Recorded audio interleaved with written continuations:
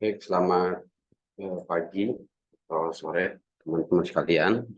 Kita lanjutkan materi perkuliahan di hari ini ya, dengan topik sistem pelayanan keperawatan gawat darurat.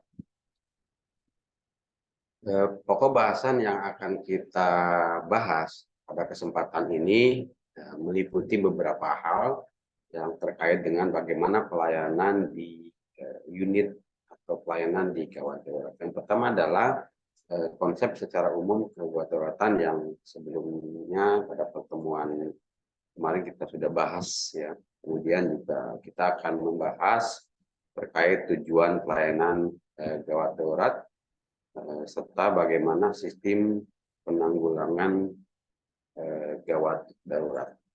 Nah, Bapak Ibu sekalian, teman-teman mahasiswa yang saya hormati, kita ketahui bahwa pertolongan pertama pada kondisi gawat darurat merupakan suatu proses atau suatu rangkaian ya usaha-usaha pertama ya, yang dapat dilakukan pada kondisi gawat darurat dalam rangka menyelamatkan pasien dari kematian. Artinya pertolongan pertama pada kondisi ini dilakukan di tempat kejadian perkara atau TKP. Adapun yang menolong dalam kondisi itu adalah siapapun yang pada saat itu berada di lokasi. Oleh karena itu, pertolongan pertama ini selain yang disampaikan tadi adalah serangkaian merupakan suatu kegiatan yang memang berkesinambungan dari mulai nanti tempat kejadian sampai dibawa ke fasilitas pelayanan kesehatan. Apapun itu fasilitas kesehatannya, baik dari tingkat pertama ataupun rujukan tingkat kedua. Kemudian kita tahu bahwa IGD ataupun instalasi gawat darurat atau juga ada yang menyebutkan unit gawat darurat sama ya. Jadi merupakan salah satu unit pelayanan yang ada di rumah sakit, bahkan fasilitas kesehatan seperti puskesmas pun sekarang ada IGD puskesmasnya ya, di mana unit ini atau instalasi ini menyediakan penanganan awal ya. Penanganan awal ini terutama bagi pasien yang datang langsung ke rumah sakit. Tapi pasien yang rujukan dari PPK 1 misalnya ini merupakan lanjutan bagi pasien rujukan dari fasilitas pelayanan kesehatan lain. Tergantung sistem rujukannya. Apakah rumah sakit itu PPK 2 atau PPK 3 dan selanjutnya. Dalam hal ini menderita sakit ataupun cedera yang dapat mengancam kelangsungan hidupnya atau mengancam jiwa. Ya. Oleh karena itu, Bapak Ibu sekalian, teman-teman mahasiswa, instalasi gawat darurat dalam hal ini berperan dan berfungsi dalam pertama adalah menerima. Ya. Itu prinsip utamanya. Terima aja dulu, gitu ya, jangan sampai mungkin beberapa dekade yang lalu ya pasien belum masuk ke IGD aja karena ruangan IGD ataupun diketahui ruangan rawat inapnya itu udah penuh, petugas UGD mengatakan bahwa ruangannya udah penuh, nggak bisa terima, cari rumah sakit lain. Ini menyalahi daripada fungsi ruang IGD pada dasarnya ya. Jadi fungsi itu adalah menerima dulu ya, apapun itu nanti baru proses melakukan penstabilan. Namanya juga menerima, pasti diberikan pertolongan optimal mungkin. Kalaupun memang harus dirujuk ya dirujuk dalam kondisi stabil. Jadi tahap yang kedua adalah menstabilkan ya. Dalam kedua adalah menstabilkan ya. Setelah menstabilkan itu kemudian mengatur ya, mengatur pasien yang membutuhkan apakah itu penanganan gawat darurat segera baik dalam kondisi sehari-hari ataupun dalam kondisi bencana. Nah, gawat darurat ini sering dikaitkan dengan kondisi bencana ya, terutama bencana yang memang dalam skala besar seperti gempa bumi, terus tanah longsor, angin topak, ya, itu memerlukan penanganan ataupun tindakan-tindakan yang memerlukan pertolongan pertama. Bahkan di beberapa tempat layanan penanganan bencana ya, pada saat kita membuat atau membangun rumah sakit lapangan itu ada fasilitas IGD-nya ya. Itu menerima rujukan dari ke tempat-tempat kejadian perkara, baik itu yang dibawa oleh ambulan bagian daripada tim kita ataupun ambulan yang berada di masyarakat ataupun rujukan-rujukan yang menggunakan fasilitas lainnya. Secara garis besar, Bapak Ibu sekalian, di IGD rumah sakit atau pelayanan kesehatan lainnya dan menjadi tanggung jawab IGD ini secara umum adalah yang pertama, menyelenggarakan pelayanan kegawat dauratan yang bertujuan untuk menangani kondisi akut atau mengancam nyawa atau kesehatan pasien. Jadi salah satu tanggung jawab dari unit gawat darurat itu adalah memberikan pelayanan ya, untuk kegawat dauratan. Ini tujuannya apa? Adalah untuk menangani kondisi-kondisi akut, bahkan untuk menyelamatkan jiwa yang masih bisa diselamatkan atau untuk mencegah kecacatan pada penderita atau pasien seoptimal mungkin. Ya. Kemudian selain daripada hal yang tadi saya sampaikan, IGD juga menerima pasien rujukan yang memerlukan penanganan lanjutan atau penanganan definitif ya dari fasilitas kesehatan lainnya. Artinya tergantung dari tipe rumah sakit tersebut, apakah rumah sakit daerah ataupun rumah sakit nasional. Jadi kalau rumah sakit daerah, otomatis dia merupakan rujukan dari fasilitas kesehatan lain di sekitar rumah sakit tersebut. Kalau misalnya rumah sakit nasional, berarti kan rujukan daripada rumah sakit di daerah di sekitarnya, gitu ya. Di sekitarnya, karena kan bisa saja ya Jakarta areanya beda ataupun Jawa Tengah areanya beda, luar Pulau Jawa juga areanya beda. Tapi tidak menutup kemungkinan beberapa rumah sakit yang menjadi rujukan nasional, misalnya seperti Darmais ataupun rumah sakit Paru ya, ataupun rumah sakit kayak angkatan kayak misalnya Gatot Subroto, itu merupakan rumah sakit rujukan dari seluruh Indonesia ya yang terafiliasi dalam rumah sakit angkatan di berbagai daerah masing-masing ya. Kemudian selain daripada itu pun merujuk kasus-kasus gawat darurat apabila rumah sakit kita sendiri tidak mampu melakukan layanan lanjutan. Nah, ini saya kira masih menjadi fenomena ya saat ini, terjadi kendala-kendala dalam penanganan sistem rujukan. Di satu sisi pada saat kita harus berkoordinasi dengan rumah sakit sekitar, bahkan ini sifatnya bukan rujukan ya, karena rumah sakitnya sama satu level. Terus bukan sistem rujukan itu adalah sifatnya vertikal ya. Kalau ini horizontal. Nah, ini terkendala bahwa rumah sakit yang kita akan rujuk itu mengalami full capacity atau kapasitasnya penuh, sehingga menjadi kebingungan ya, baik terutama bagi pasien. Akhirnya pasien memilih lebih baik ya sudah dirawat di sini saja ya, dengan konsekuensi ya di ruang IGD karena ruang rawat inap pun penuh. Akan tetapi tidak semua IGD mempunyai fasilitas untuk mengobservasi dalam kurun waktu lebih daripada 1 kali 24 jam. Ya, itu mungkin fenomena yang masih ada di beberapa lain, terutama mungkin IGD-IGD yang berada di daerah. Ya. Nah, Bapak Ibu sekalian, teman-teman mahasiswa yang saya hormati, ya, jadi kalau kita bicara tentang konsep awal dari kegawat daruratan, kita mengenal beberapa istilah atau beberapa hal. Yang pertama adalah ada istilah gawat darurat. Jadi gawat darurat ini adalah merupakan prioritas pertama, ya, yaitu pasien ya dengan kondisi gawat darurat yang mengancam jiwa atau mengancam nyawa atau mengancam fungsi vital dari organ-organ tubuh manusia, ya, dengan penanganan dan pemindahan yang bersifat segera, antara lain misalnya pada kondisi gangguan pernapasan, gangguan jantung, atau gangguan kejiwaan yang serius. Nah, suatu kondisi yang dikatakan gawat darurat adalah merupakan suatu kondisi di mana yang dapat mengancam jiwa apabila tidak mendapat pertolongan segera atau secepatnya. Beberapa contoh kasus yang termasuk dalam kondisi gawat darurat diantaranya adalah gagal napas, gawat jantung, kejang, koma, trauma kepala dengan disertai penurunan kesadaran. Itu beberapa kasus yang termasuk dalam kondisi gawat darurat.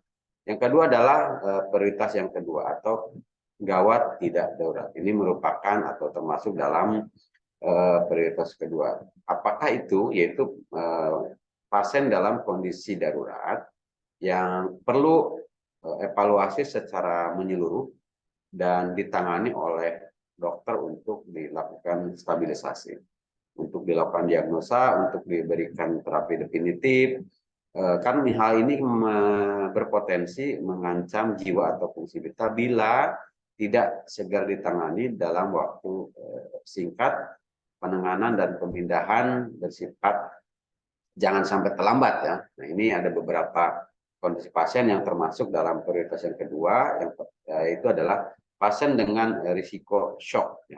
Kemudian multiple fracture, kemudian fraktur femur atau fraktur pelvis, luka bakar luas, gangguan kesadaran atau trauma kepala. Kenapa dalam hal ini fraktur femur atau pelvis itu menjadi masuk ke prioritas kedua? Kita tahu bahwa area pelvis ataupun femur sekalipun kita mengetahui di sana sangat rentan terhadap gangguan pembuluh darah. Di femur itu termasuk terdapat pembuluh darah yang besar ya, vena atau arteri femoralis, dan di sana pun adalah merupakan bagian daripada salah satu tulang panjang yang ada dalam tubuh kita.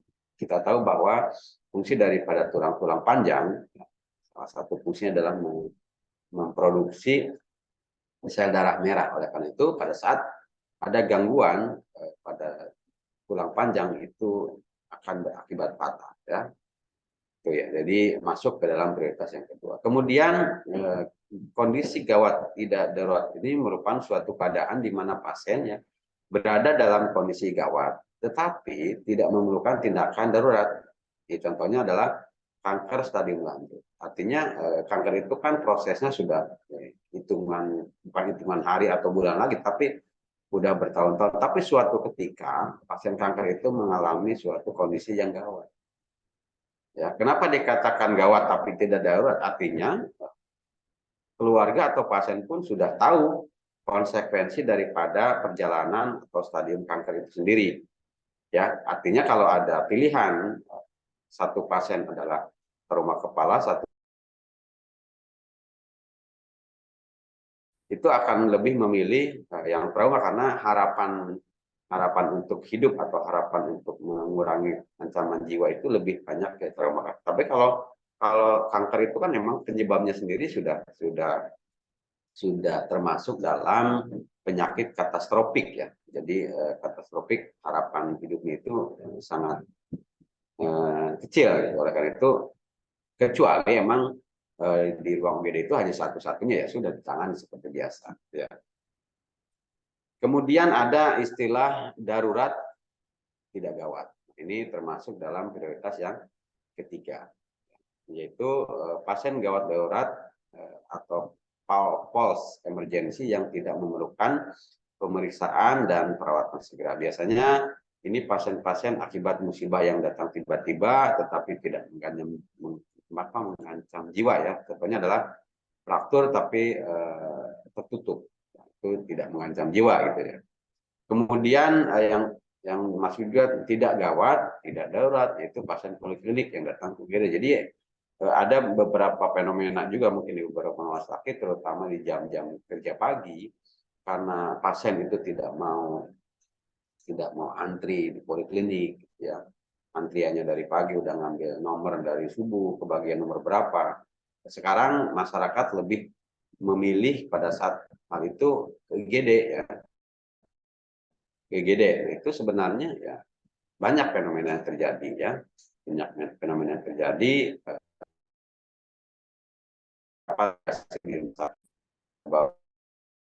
melaksanakan di ini kita mengalami kondisi yang darurat, baru itu termasuk dalam kondisi sebelumnya ya. Tapi kalau pasien-pasien poli pengen gak mau antri nih masuk UGD saja biar cepet gitu ya. Kadang-kadang mungkin dari petugasnya tetap diarahkan ke poliklinik kalau emang tidak mau menggunakan poliklinik yang menggunakan fasilitas BPJS misalnya. Bisa kita arahkan kalau memang mau cepat silakan ke poliklinik yang swasta. Biasanya kan rumah sakit itu ada poliklinik BPJS, ada poliklinik swasta ya. Biasanya kalau mau cepat ya udah diarahkan ke poliklinik yang swasta yang berbayar atau bayar mandiri. Ya, teman-teman sekalian, Bapak Ibu sekalian, masih saya hormati.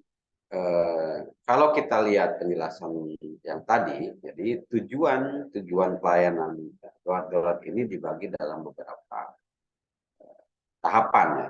Ada pre-hospital, intra-hospital atau in-hospital, dan post-hospital atau pasca-hospital. Jadi yang pertama adalah kita lihat pre-hospital. Jadi pre-hospital ini merupakan rentang kondisi gawat darurat pada pre-hospital ini dapat dilakukan oleh orang awam ya ataupun petugas kesehatan. Ini diharapkan dapat melakukan tindakan penanganan apa yang pertama. Ini kita bicaranya pasien sebelum masuk rumah sakit atau misalnya di tempat kejadian perkara. Yang pertama adalah sejauh mana kita mampu memberikan kondisi aman ya, menyingkirkan benda-benda yang berbahaya di tempat kejadian, berisiko yang menyebabkan yang menjatuh korban lagi, misalnya pada saat ada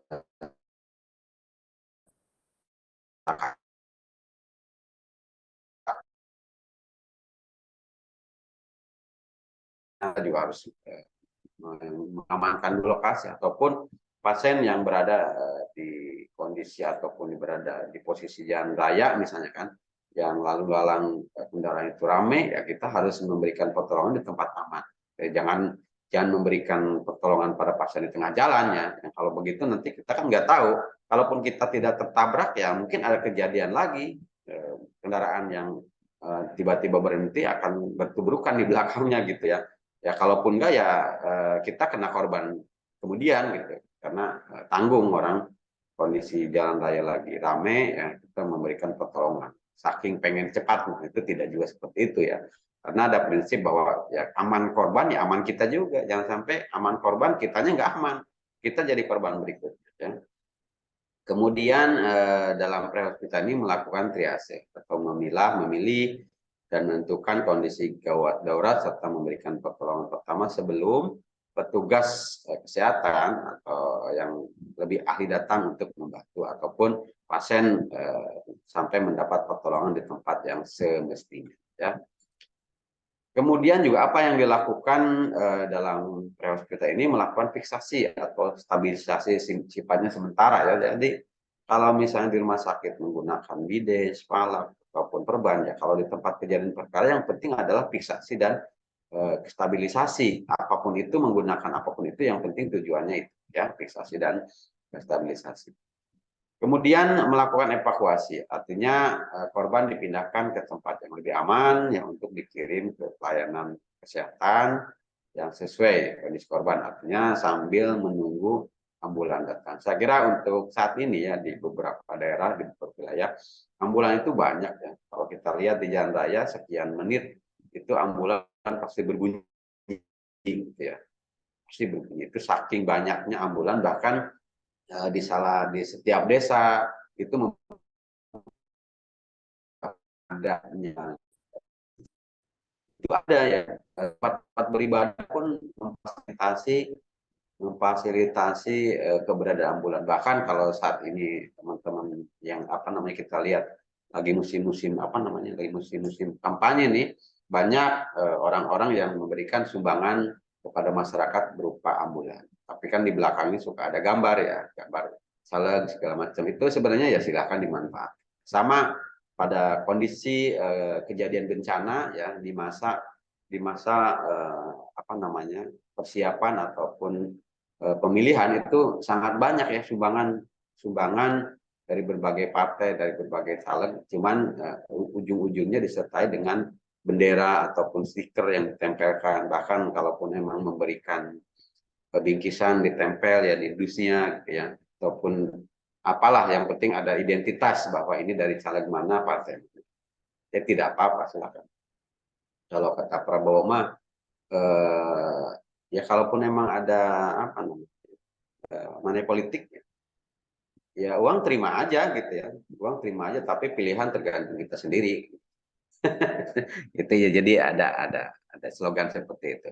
Kemudian selain daripada itu ini juga kita melakukan mempersiapkan masyarakat awam khusus ya dan kesehatan melalui pelatihan siaga bencana. Nah, ini suatu program yang memang dilaksanakan yang terus berproses oleh BNPB. Saya kira penanganan ini termasuk dalam kegiatan mitigasi ya, mitigasi bencana ya.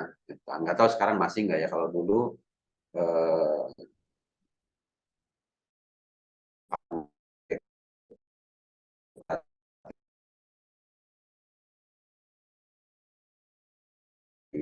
Merah ya, mengadakan event pelatihan siaga bencana dari mulai tingkat masyarakat awam, sekolah-sekolah dan lain sebagainya, Karang Taruna, banyak ya, ini dalam rangka program mitigasi. Kemudian dalam intrahospital atau in-hospital, jadi kondisi gawat darurat di intrahospital itu dilakukan tindakan pertolongan korban oleh petugas yang kompeten. Tujuannya apa? Memberikan pertolongan dengan tingkat profesionalisme pada korban, artinya profesionalisme itu sesuai dengan kewenangannya. Ya perawat kita tahu kewenangannya, dokter umum kita kewenangannya tahu, dokter spesialis kewenangannya. Jadi ini sesuai dengan profesional. Dalam hal ini memberikan BHD dan BHR. Jadi bantuan hidup dasar juga masih terus diberikan, bahkan bantuan hidup lanjut ya, harus diberikan di fasilitas atau di kondisi intrahospital. Kemudian juga dalam intrahospital ini melakukan stabilisasi dan mempertahankan kondisi hemodinamik secara akurat, karena fasilitas yang ada di sana lebih lengkap dibanding dengan di tempat kejadian perkara. Kemudian melakukan rehabilitasi agar produktivitas korban setelah kembali ke masyarakat setidaknya setara ya bila dibanding bencana menimpa sebelumnya ya. Jadi tidak inilah semaksimal mungkin, seoptimal mungkin pertolongan yang diberikan atau rehabilitasi. Kemudian juga melakukan pendidikan kesehatan ya, melatih korban mengenai kondisi-kondisi dengan segala kelebihan yang dimiliki. Artinya kita juga memberikan edukasi ya, edukasi kepada korban apa yang perlu diedukasi. Ini bertujuan untuk nanti kondisi pasca hospital ya, atau post hospital. Nah, kemudian dalam post hospital ini di mana kita tahu kondisi gawat darurat post hospital hampir semua pihak menyatakan sudah tidak ada lagi kondisi gawat. Padahal kondisi gawat darurat itu ada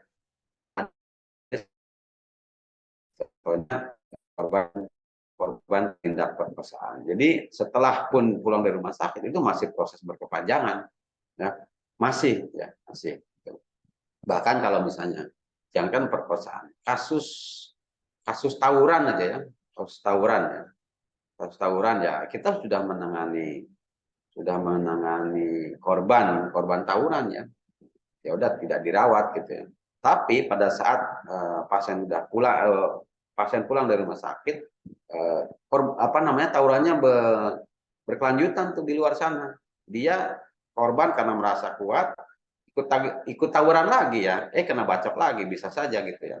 Bisa jadi yang pertama kena bacok di tangan gitu karena udah pulang dari rumah sakit, ikut tawuran lagi, artinya malah kena bacok di kepala, nambah. Jadi artinya bisa saja kondisi post hospital kembali lagi urutannya dari pre, intra, dan post hospital. Jadi ini suatu kondisi, suatu circle atau siklus yang memang tidak bisa berhenti.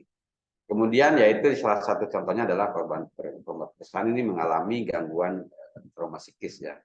Ini biasanya ya merasa tidak berharga, depresi, rendah diri, ataupun sehingga mengambil jalan pintas. Kondisi ini akan mengancam terjadinya suicide ataupun bunuh diri. Ini juga sama ya. Oleh karena itu kita tidak melepas begitu saja pasien-pasien yang pasca hospital. Nah ini tujuannya apa? Untuk memberikan pelayanan dalam rentang tujuan diberikan pelayanan dalam rentang psikosoial diantaranya ya ini ya, jadi mengembalikan rasa percaya diri korban, terus mengembalikan rasa harga diri, meningkatkan kemampuan bersosialisasi, walaupun itu tidak mudah, yang mengembalikan pada secara permanen sistem yang sebelumnya dilakukan atau dialami oleh seorang korban. Kemudian juga meningkatkan persepsi terhadap ya realitas kehidupannya udah seperti apa gitu, ataupun kita di masa yang akan datang seperti apa. Baik, itu mungkin yang bisa saya sampaikan pada